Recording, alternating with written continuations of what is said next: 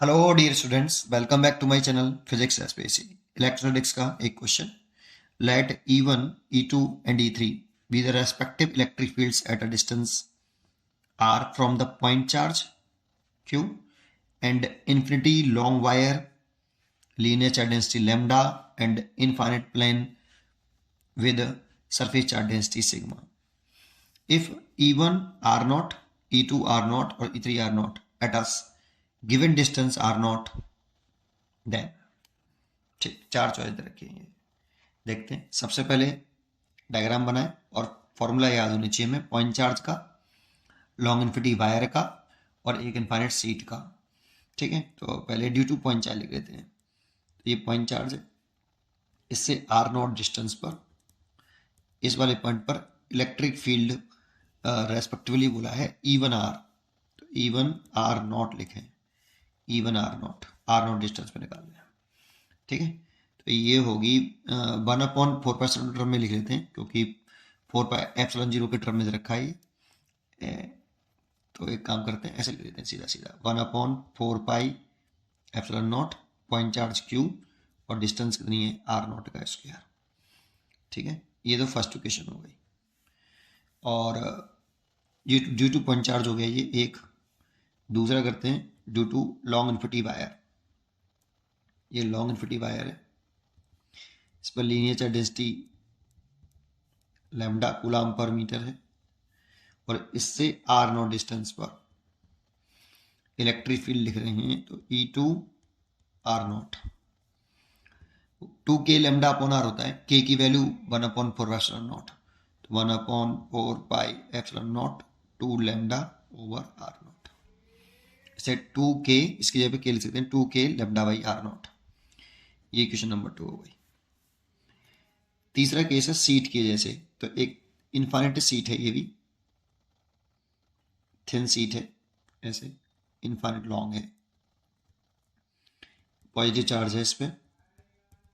ठीक है, वैसे सिग्मा मान लिया है, sigma coulomb per metre square. और इस सीट की वजह से आर नॉट डिस्टेंस पर electric field E3 are naught, तो सिग्मा अपॉन 2ε0। देखो ये डिस्टेंस से इंडिपेंडेंट, दैट मीन्स ये कांस्टेंट इलेक्ट्रिक फील्ड है बेटा, डिस्टेंस से कोई चेंज नहीं आएगा इसमें। ये दे रखा है 3। ये तो मैंने फॉर्मूले हमें याद होनी चाहिए बेटा। अब क्वेश्चन की डाटा के अकॉर्डिंग करें कि गिवन है यहाँ पे हमें कि E1 आर नॉट,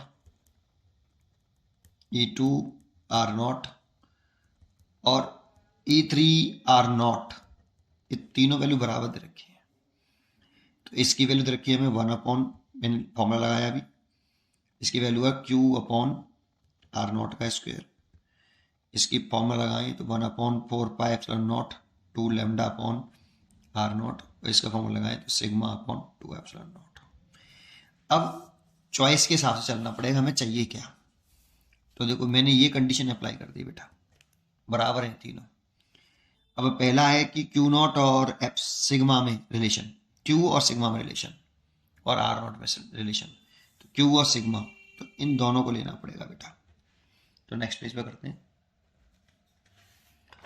तो अगर मैं चॉइस की पहले चॉइस के हिसाब से चलूं तो मेरे को E1 आर नॉट को और E3 आर नॉट को इक्वल करना होगा।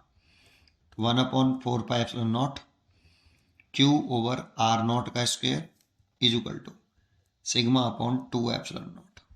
ε0 से ε0 कट गया और 2 से ये 2 कट गया, तो यहाँ Q इक्वल टू इसका मल्टीप्लाई इसमें कर लो तो 2 पाई सिग्मा आर नॉट का स्क्वायर। ये आया देखो Q की वैल्यू और 2 पाई आर नॉट का स्क्वायर और सिग्मा का मल्टीप्लाई, सही है। तो पहली चॉइस देखें तो देखो पहली चॉइस में यहाँ पर हमारा आ रहा है 2 और इसका आ रहा है 4, इसीलिए ये तो रॉन्ग हो गई, रॉन्ग चॉइस हो गई, करेक्ट चॉइस नहीं है। चलो फर्स्ट तो कंप्लीट हो गया, रॉन्ग है। ठीक है, दूसरे में देखो लैम्डा और सिग्मा में रिलेशन निकाला है। लैम्डा और सिग्मा में रिलेशन किससे निकलेगा, इन दोनों इक्वेशन से। तो सेकंड पार्ट में हम क्या करें, E2 आर नॉट और E3 आर नॉट को इक्वल कर लें। तो ये 1/4 pi epsilon naught 2 lambda upon r naught और सिग्मा अपॉन 2 एप्सिलॉन नॉट। तो एप्सिलॉन नॉट से तो एप्सिलॉन नॉट कट गया और 2 से ये 2 दो बार और ये 2 से ये 2 कैंसिल, ऊपर बचा लैम्डा नॉट, नीचे बचा pi R naught equal to sigma. निकालना क्या है, रिलेशन आर नॉट निकालना है। देखो ये रहा, तो आर नॉट निकालें यहाँ से, इसको यहाँ, इसको यहाँ, तो लैम्डा अपॉन पाई सिग्मा ये आ रहा है और इसका आ रहा है पाई सिग्मा 2 भी आ रहा है साथ में, लेकिन हमारा आ रहा है पाई सिग्मा। इसका मतलब ये भी चॉइस गलत है। ठीक है, सी चॉइस की तरफ चले। सी नॉट चॉइस में यहाँ E1 आर नॉट बाई 2 है, जैसे यहाँ E नॉट आर नॉट है, इसका मतलब है E1 आर नॉट डिस्टेंस पे निकाला है, ये आर नॉट बाई 2 डिस्टेंस पे निकाला, लेकिन E1 है, E1 due two point charge की वजह से, तो कर लेते हैं पॉइंट चार्ज लिख लेते हैं यहाँ द्वारा से, और कितनी डिस्टेंस पे ले जाते हैं, और नॉट बाई 2 डिस्टेंस पर, आधी डिस्टेंस से, तो E1 आर नॉट बाई 2 निकाल लेते हैं। तो ये कितना आएगा, 1/4 पाई एप्सिलॉन नॉट, चार्ज तो हो गया Q और डिस्टेंस हो गई आर नॉट बाई 2 का होल स्क्वायर। तो 2 ऊपर जाएगा, 2 का होल स्क्वायर 4 हो जाएगा, तो लिख लें E1 आर नॉट बाई 2, ये निकल के क्या आया 4, ये वाला 4 2 ये स्क्वायर होकर नहीं ऊपर आ गया, 1/4 pi epsilon naught Q over are naught का स्क्वायर। इसकी जगह पे ले सकते हैं हम 4 E1 आर नॉट, देखो ये ले सकते हैं E1 आर नॉट। ऐसा मैंने क्यों किया, क्योंकि मेरे को इन तीनों में रिलेशन पता है बेटा, तीनों में आपस में रिलेशन क्या है। अगर मैं इनमें relation E1 are naught by 2 और E2 आर नॉट 2 बाई 2 में रिलेशन चाहिए, तो ये वाला रिलेशन को ही फॉलो करना पड़ेगा हमें। इसीलिए E1 आर नॉट बाई 2, इसकी जगह पे मैंने ये वाला लिख दिया, ये आर नॉट बाई 2 है और ये आर नॉट है, ये रिलेशन, एक रिलेशन हमारा यहां से बनाइए। ठीक है, अभी देखते हैं इस रिलेशन का क्या यूज कर सकते हैं। ऐसे ही E2, यहाँ पे E1 आर नॉट बाई 2 था, तो मैंने कर लिया, इसकी वैल्यू निकाल ली। E2 आर नॉट बाई 2, इसकी वैल्यू भी निकाल लेते हैं। तो अगर मैं इस, ये तो इन्फिनिटी लाइन चार्ज डेंसिटी रहे, लैम्डा ही कूलम पर मीटर है, लेकिन डिस्टेंस चले जाए आर नॉट बाई 2 पर, ऐसे, तो E2 r naught by 2 distance पर करें, तो 1/4 pi epsilon naught 2 lambda r naught by 2, 2 ऊपर पहुंचा लें तो 2 अलग कर लेते हैं, 1/4 pi epsilon naught 2 lambda upon r naught, ये आ गया E2 आर नॉट बाई 2। तो 2, इसकी वैल्यू इससे कंपेयरिंग करें, तो E2 आर नॉट बाई 2 इससे कंपेयरिंग करिए, तो इसकी जगह पे लिख सकते हैं 2 E2 आर नॉट। एक रिलेशन ये आ गया।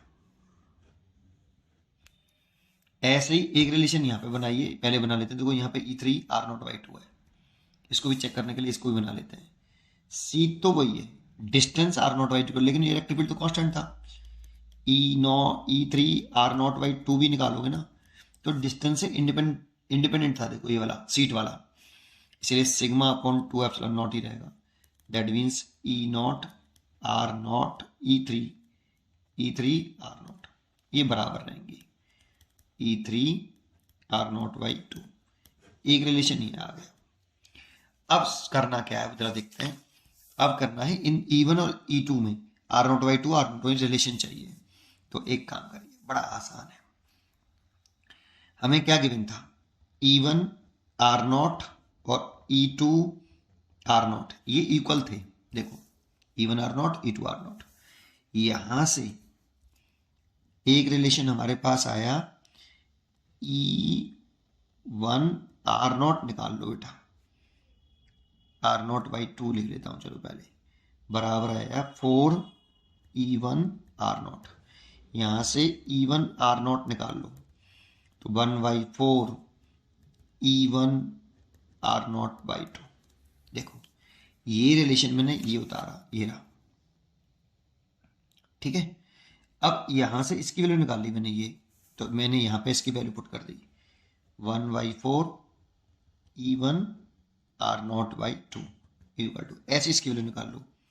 एंड मैंने देखो क्या निकाली है ये E2 R0/2 equal to 2 times of E2 R0। यहाँ से E2 R0 की वैल्यू निकालो तो 1/2 E2 R0/2, ये वाली वैल्यू आप यहाँ रख दो, तो 1/2 टाइम्स E2 और R0/2।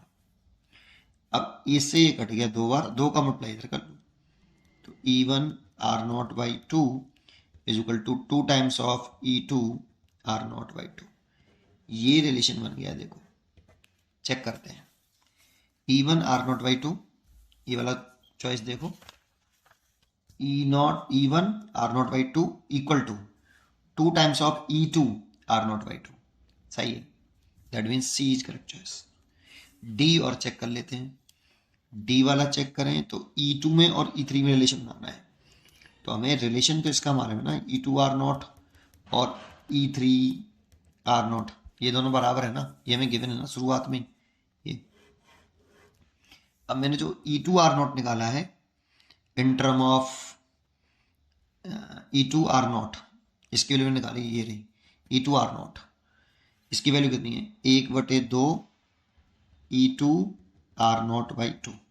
इसकी वैल्यू पुट कर दी बेटा, देखो ये वाली वैल्यू पुट कर दो इसके पे, इक्वल टू इसकी वैल्यू जो है E3 R0 और E3 R0/2 इक्वल है। देखो डिस्टेंस से इंडिपेंडेंट होता है ये, तो इसकी जगह पे लिख सकता हूँ यहाँ से E3 R0/2, दो का मल्टीप्लाई इसमें कर लूँ, E2 R0/2 is equal to 2 times of E3 R0/2। ये रिलेशन आ गया बेटा। चेक करते हैं, E2 R0/2 ठीक, E3 R0/2 ये भी ठीक, लेकिन यहाँ 4 है, यहाँ 2 आ रहा है, 2 आ रहा है, इसका मतलब ये रॉन्ग चॉइस है। ठीक है, उम्मीद करता हूँ कि आपको ये क्वेश्चन जरूर समझ में आया होगा। पढ़ते रहिए और खुश रहिए।